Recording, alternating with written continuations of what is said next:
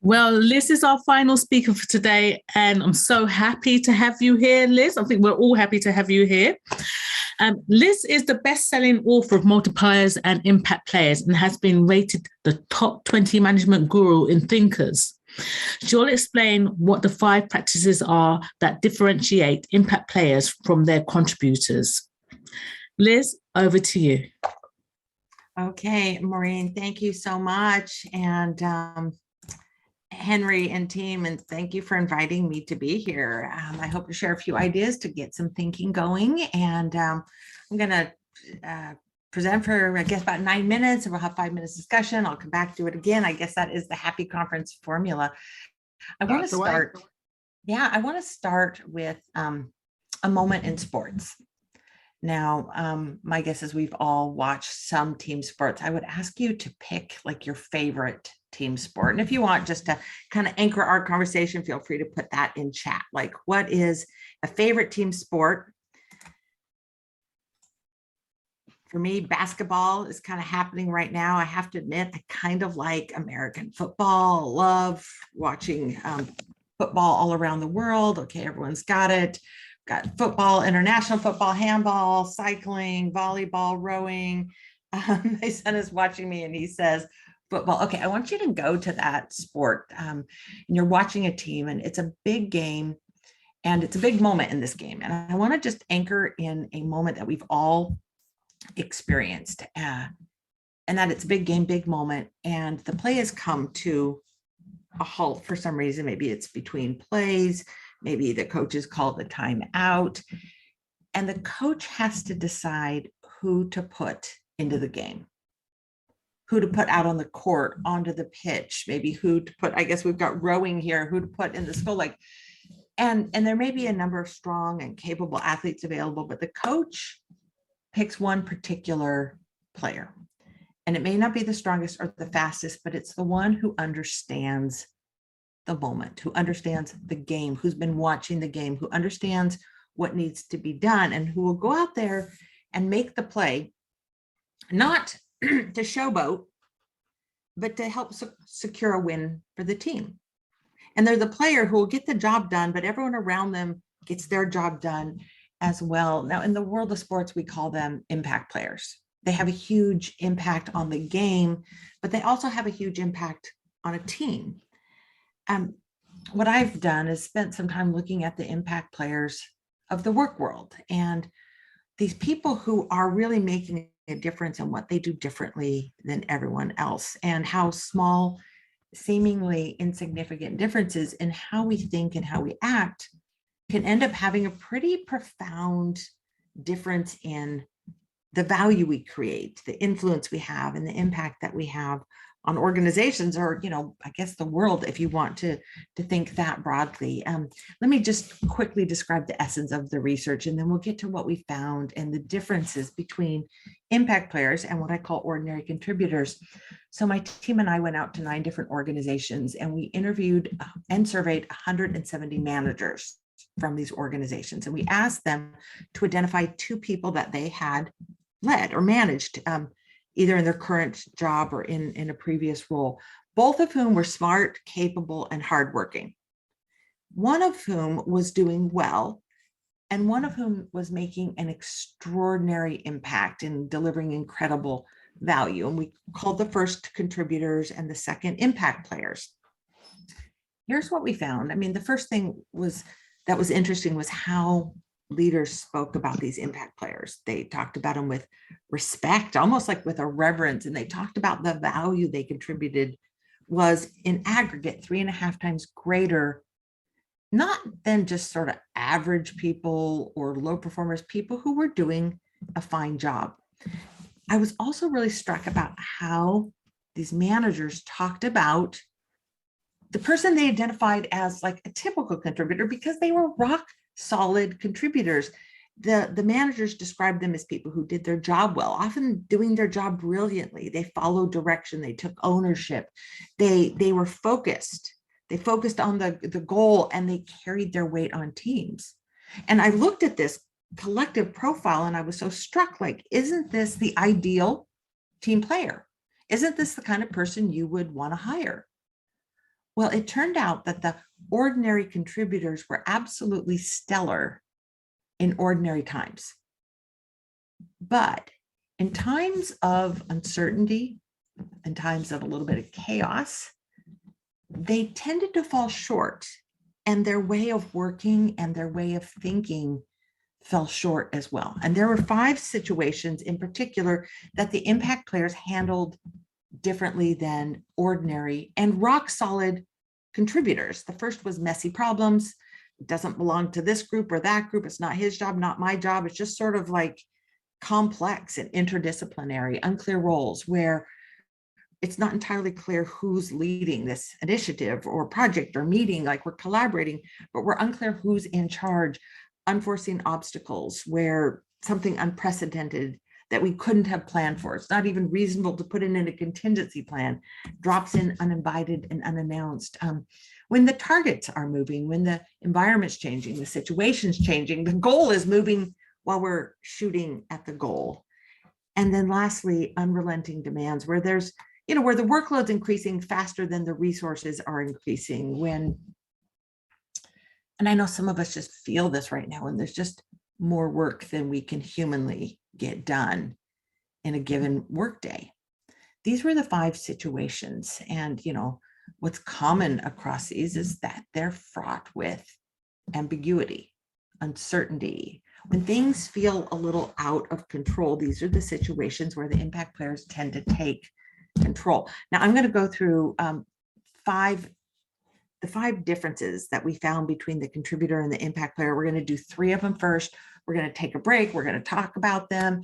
And then I'll do the last 2 and kind of like a fundamental difference in mindset. Now, each one of these situations is a choice point, and it's a choice between something good, something entirely reasonable, and something that is perhaps a little bit braver. Okay, here's the first. What do you do when you're dealing with a really messy problem? Do you stay in your lane? Or do you venture out into this messy space, this messy middle, this kind of no man's land? I've got a few little GIFs that just capture the differences. In these situations, the ordinary contributor, they do their job and they do their job well, but sometimes they're doing their job so well that they don't see the real job to be done. Like they're so focused with their head down that they don't see what's happening around them. In these same situations, the impact player isn't doing their job. They're doing the job that needs to be done. They're paying attention to what's going on around them. They're seeing unmet needs. They venture out, kind of like this man sees like a woman trying to get across the field, like ventures out of his car. And it's not like he abandons that job forever, but they venture out, they're rangy and get the job done. I'll share a quick example of each. This is Jojo Mirador, who is a scrub tech at the Santa Clara Valley Medical Center, which is a scrub tech probably being the lowest skilled job in the operating room. Now, the Santa Clara Valley Medical Center is on the rotation for the Stanford University surgical residency program. So this is where the surgeons in training do some of their surgical work. Well, JoJo's job as a scrub tech is to have the instruments sterile, ready, and to hand those instruments to the surgeons when they ask for those instruments during the procedure. Well, JoJo not only has those instruments ready, he's got them laid out in the order that they're going to be used. So they're ready when they're asked for. While other surgical techs are listening for the request, JoJo is watching. He's watching the surgeon's hands. So he knows exactly what they're doing and the move that they're going to need to make next. So he's ready to go. And when he's asked for an instrument, he doesn't just hand the surgeon the instrument that he or she asks for. He hands the instrument that he knows the surgeon needs. You see, this is a teaching hospital. Some of these surgeons are young and surgeons in training, and they don't always know the best instrument. And he doesn't hand it over with an insistence. He hands the instrument and says, you know what, why don't you try this one? I think it might do the job better. But it's not only the young surgeons in training who appreciate that he doesn't just do his job, he does the job that's needed. Even the most experienced surgeons seek him out in advance of our procedure. Jojo, here's what we're doing today. What are the instruments you think will do this job the best? Okay, number 2, what do you do when roles are unclear? What do you do when, you're in a collaboration, but it's unclear who's in charge of that meeting, or when you see an ambient problem, like a problem that just has persisted where it's not a catastrophe, but like it's a suboptimal situation? Do you let that be? Or do you step up and take the lead? What we find, in these situations, the ordinary contributor is a ready leader. They're a willing leader, but they're a leader in waiting. They're waiting for somebody to kind of call them up to lead. Where in these same situations, the impact players, they're quick to step up and take charge to fill that leadership void. But they don't just step up and take over and insist on being the perpetual leader. They're willing to step back. They're like this flock of migrating geese that rotate into that lead. And one bird provides that leadership. And then eventually when it tires, it falls back and lets another of the birds take over. They're often willing to go into places that they haven't yet been invited. Now, I asked you to identify your favorite team sport.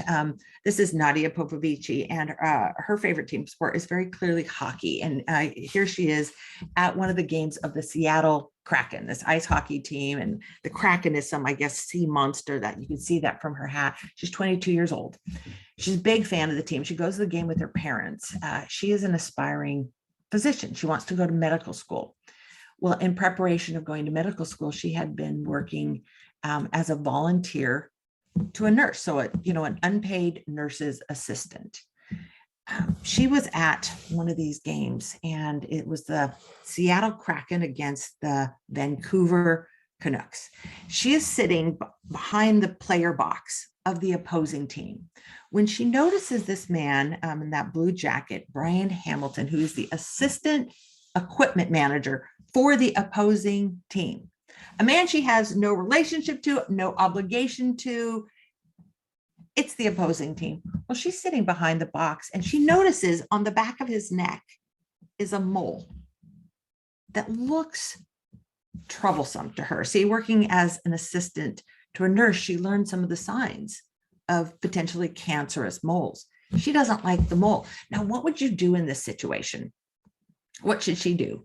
So she's like, that mole doesn't look good. I don't like the irregularity of it. I don't like this. I don't like that. See, most of us would have probably said, man, I hope he goes and gets that checked out. I hope someone tells him about this. Well, that's not what she did. She typed out a message on her phone. It says, the mole on the back of your neck is possibly cancerous. Please go see a doctor. And she flashes it up on the screen on the plexiglass during the game. And she's trying to get his attention. And you can imagine he's thinking, like, weirdo, who does that? And the game is over. She leaves, he leaves, he kind of pays no heed to this, but then he starts to think about it. And he's like, well, maybe I should get that checked out. He goes to the doctor, he gets it checked out. It is indeed a troublesome cancerous mole. And the doctor said that young woman probably saved your life. 2 years from now, this would have been a very, very difficult situation. The team finds her on social media, invites her to a game, and awards her a $10,000 scholarship for when she goes to medical school. Like, the impact players think like this. It's not my job. It's out of my role. It's not my place, but let me step up and take the lead in this situation and create value for other people. Unforeseen obstacles. What do you do when it's something like completely out of your control, out of scope, drops in unannounced? See, most people, the ordinary contributor, they take responsibility, they take ownership. But when something gets unreasonable, they come to a stop, they hand it off. It looks a little bit like this, like going along just fine until you get to the obstacle and you're like, nope. And then they hand it off to higher ups. And what we find in this this case that the impact players just hold on longer and they get things across the finish line, not by exhausting themselves alone. They rally support, but they keep ownership of it and they work together to get across the finish line. It looks a little bit like the way a team of sled dogs works, and particularly like the husky Malamute that is built for endurance. This breed of sled dog that can finish a race with the same vitals that it began. They're actually made stronger by getting things across the finish line. Let me share this one last example, and then I'm going to ask you to think about which of these situations like are you grappling with right now. This is Stephen Squires. He is an astronomy professor from Cornell who assembled a team, I don't know, about 20 years ago to put a proposal together for NASA to build a Mars rover. Some of you might be familiar with this story. They were to build a rover. It looked like this, and it would, operate and roam the surface of Mars to take pictures. It needed to survive on Mars for 90 sols, which is 93 Earth days. It would, of course, be powered by solar power. These solar panels arrayed into strings that fit onto the rover. Now, the rover had to fit into an existing lander that NASA had. The lander being the thing that encased it on its journey to Mars and then delivered it to the surface of Mars and basically its crate and its carrier. Well, they needed 48 months to get this done. NASA gave them 34. They had to hit a certain window so they could launch when the Earth and Mars were in a favorable rotation position. Well, midway through the project, Squires gets this note from one of the Jet Propulsion Lab project scientists, and it was just titled Bad News. It said mass limitations mean we can only fit 27 strings of solar panels onto the rover, but they needed 30 to ensure this 90 sol lifespan. But increasing the rover to fit those 30 strings meant that the rover wouldn't fit into the existing lander. I just want you to pause with me for a moment. Like, what do you do if you're Squires? You're already operating like, kind of a year short of the time you need to do this. And now you find that your rover cannot fit into this lander and it won't last for the 90 sols. So he's like, game over. We're going to miss our launch. We're going to miss it, not by a few months. We're going to miss it by 4 years. That was when the next window would open up. He got thinking about it and he's like, actually, we're going to have to build a new lander, which is inconvenient, but we're going to have to find a way to do it. But actually, if we have to build a new lander, this is an opportunity to design the rover without the constraints of that existing lander. Like, we can now design the rover that we as scientists always wanted to build. Well, they redesigned it. They got that working. They launched. It landed on Mars. It survived those 90 sols and more. That lander, that rover, it operated for 14 and a half years. See, not just finishing, but finishing stronger. Okay, so my question is, and this is what I would love to prompt a conversation about. I think there's going to be breakout groups. The question, it's like a 3-part question.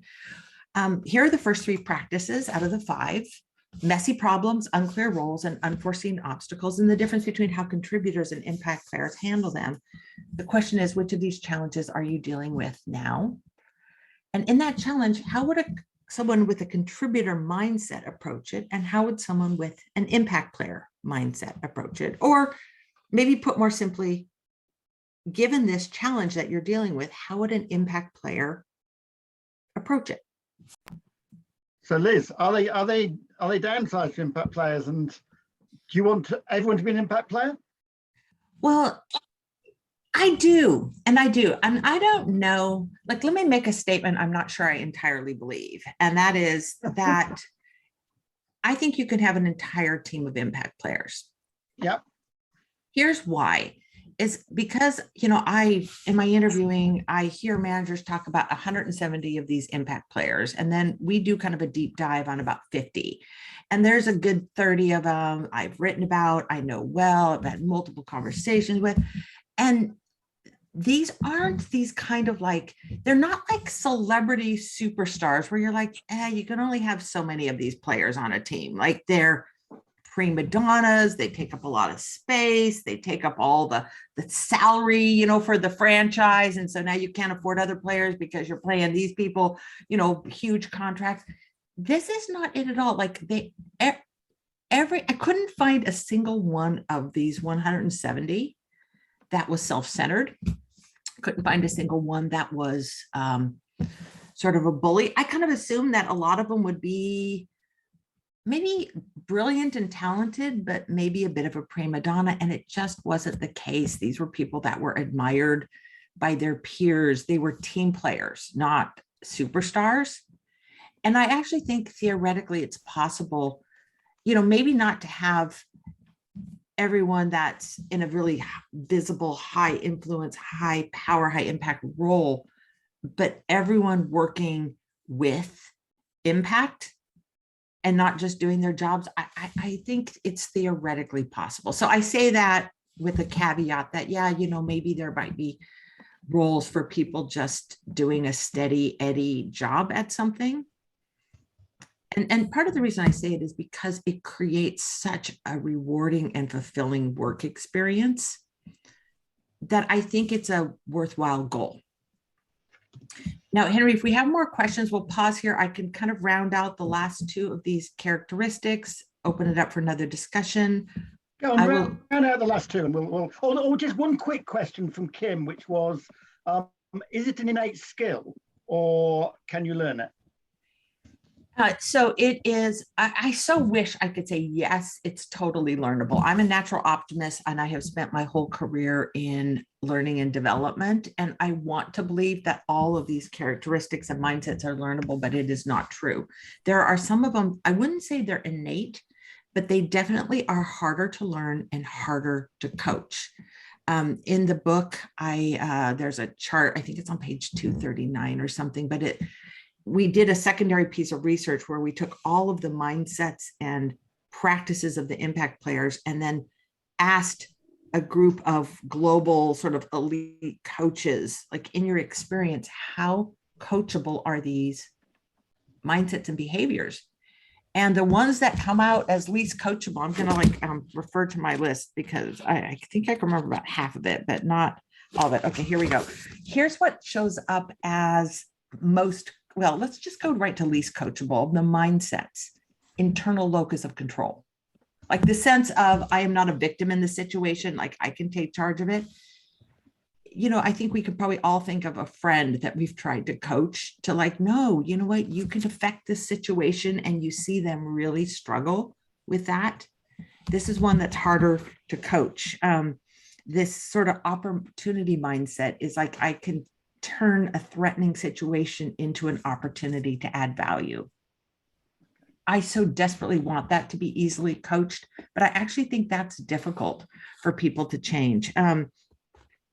This ability to both lead and follow, like the sense of informality of I don't need formal authority to take charge. That tends to be a mindset people come into the workplace with, and it's a little harder to shift than some of the other things. So there's more. And one of my favorite, Henry, you're going to hate this. It shows up on the least coachable thing. I hate it that it's there too, but bring a sense of humor, fun, and levity to make difficult situations easier. You would think that this is so coachable. But no, I don't think you would. Yeah, so like there's a lot of parts that are coachable.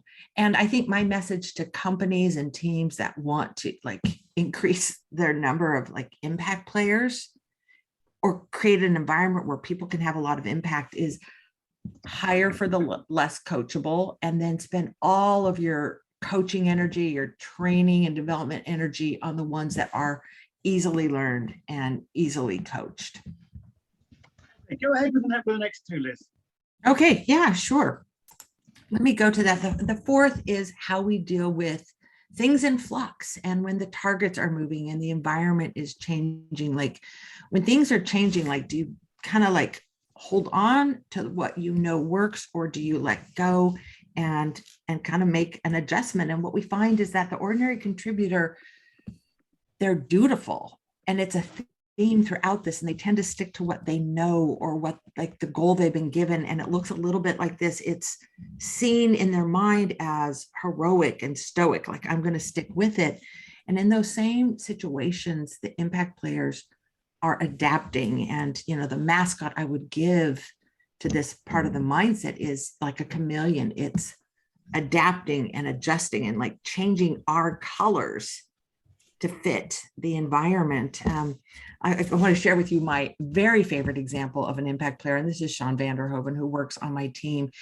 Now, let me contrast him with someone who is a brilliant listener. I worked with someone who was a brilliant listener. Whenever he detected feedback, he would stop and he would lock in, and he would like ask questions and then ask, like, is there more? And would repeat back verbatim the feedback so that I understood, you know, that he understood what I was saying. But then I noticed he never did anything differently. He was a brilliant listener, but he was listening to appease and to placate the people around him. And then there is this man, Sean Vanderhoven. When he starts a piece of work, he asks questions like, what's the target look like? What are we trying to do? What do we want to build here? What does success look like? And then he goes to work on something. He does a piece of work, shares it with his colleagues or shares it with me. And then he asks questions like, are you getting what you need? What do you need me to do differently? Is it getting the job done?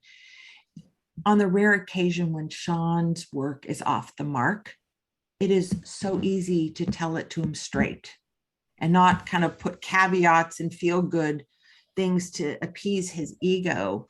You just tell him to it straight. And then he says, you know what? Let me rework this. And he comes back and hits a bullseye.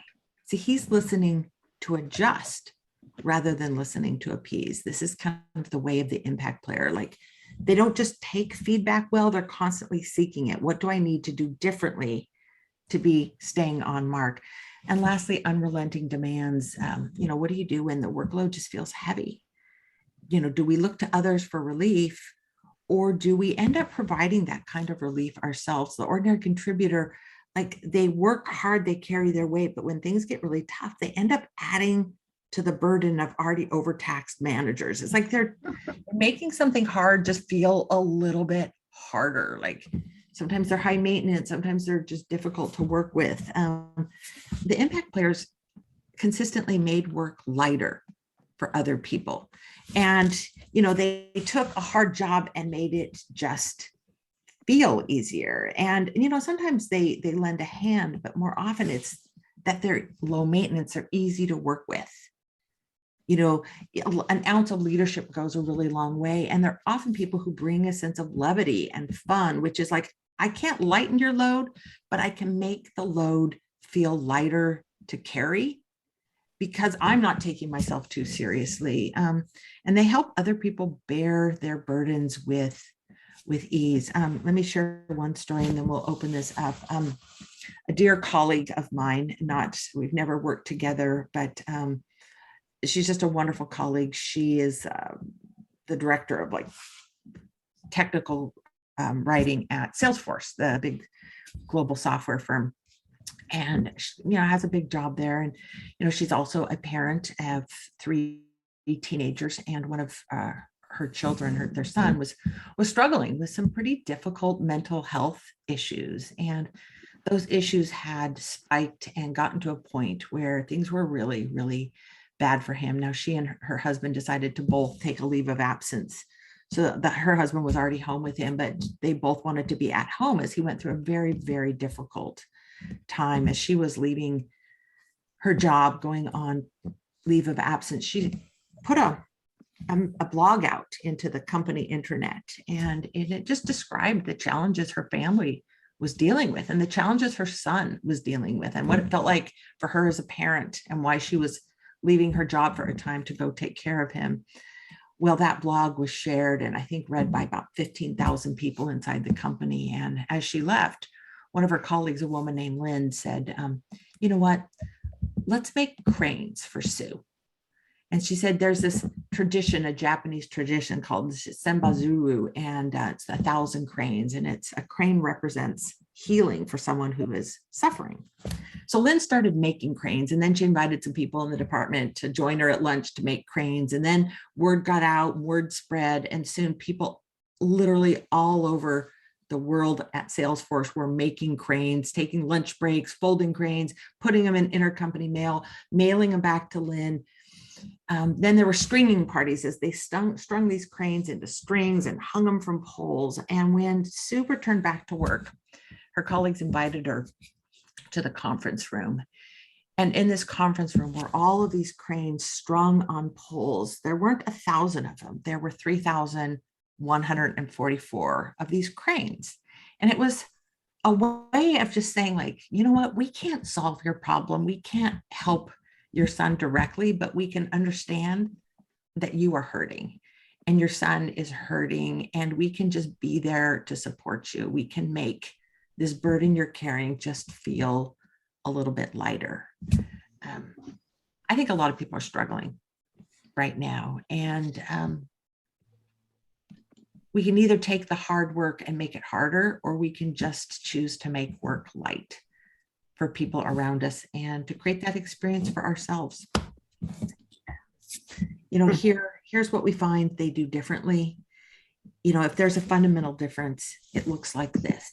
And in our breakout, Paul was talking about his colleague, Nikki, who just kind of, when there's a big obstacle, she might get flummoxed initially, but then she moves toward this and finds a way to figure out how to deal with COVID, how to deal with hybrid learning. And it's like when you're standing at the ocean shore and there's a big wave coming towards you. You know, do you do what I tend to do in the big wave, which is turn and run, inevitably getting tossed, caught in the wave, tossed and tumbled, standing up to get caught in another wave and tossed and tumbled again? Or do I do what my son does, what a experienced ocean surfer does? Yeah, you probably know what the experienced surfer does. When they see these waves, they don't move away from them, they move toward them, and they don't let them crash on them. They dive into the wave and through it to the other side where it's safe and where they can play in those waves.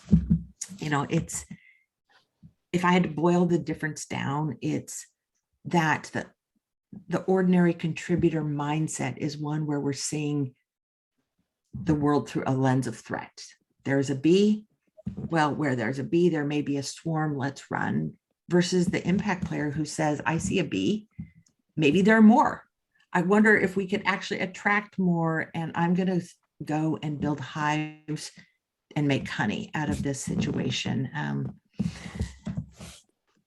My question is this, and we can do an open discussion or breakouts, Henry, whatever you and your team want, which is like, maybe you take one of your current challenges and simply say, what does it look like through an opportunity lens? How might this be a chance to be useful, to provide leadership, maybe to reinvent and do it a better way? Maybe it's a reason to adapt, change, and build new capabilities. And maybe this unrelenting burden is actually a reason for us to band together. Zahid came up with an interesting point. Do impact players end up having to do all the work because the contributors pass the stuff on to them? You know, here's what I see is they end up with the most important work because their leaders are passing on the most important work to them. I don't think they're people who are dumping grounds for other people's work because their leaders know them. That's one of the things that was kind of so obvious in the research is when you ask managers to identify an impact player, they're like, oh yeah, I know who this is. They can name them and they protect them. Like they're not the people that managers are going to let burn out and go unnoticed. Now, it's possible that they go unnoticed to the broader organization because their like manager protects them but doesn't share them necessarily. That is a potential downside. And I think there is definitely a dynamic where there are impact players who are doing work that's behind the scenes and quiet, and that it's not seen by the larger organization. I think that's a real issue, but I don't think they become victims of other people saying, hey, give it to Mikey, Mikey will do it. because their managers know this is like, nope, Mikey's the guy that I need to give the really important high stakes work to.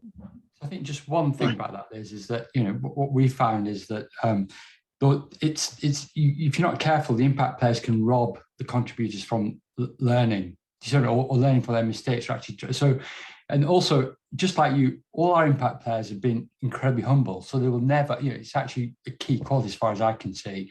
So they will never sort of like shout about it. But I worry that they get crushed with more and more work, not because somebody's dumping it to them, because they're actually just taking it. And those people don't even realize it's been taken. So it's that sort of clear communication between the impact players in the organization and, let's say, the contributors. It's just their worldview is that they don't realize that actually I'm only a contributor, because other people are taking it away, but they're not actually communicating it to them because they're kind of too nice. So it's that sort of problem that, and also we don't have hierarchy, so there's no manager who's protecting or telling anyone, or you know, so that's another issue for us, is that we don't have that.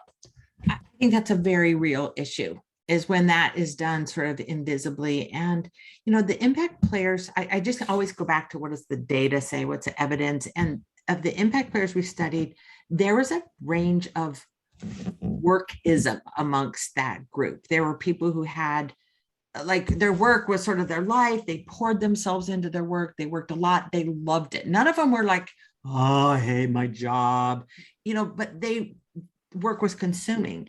And then there were others that they had very clear boundaries. And probably the principle here is that the impact players in organizations tend to amass influence.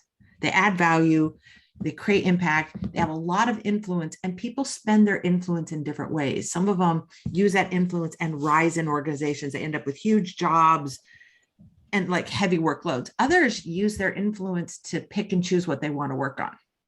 Like, no, not that, not that. This is the thing where I can have impact. And they spend their influence in some ways protecting their personal life and getting the pick of the litter in their work. But there's a range.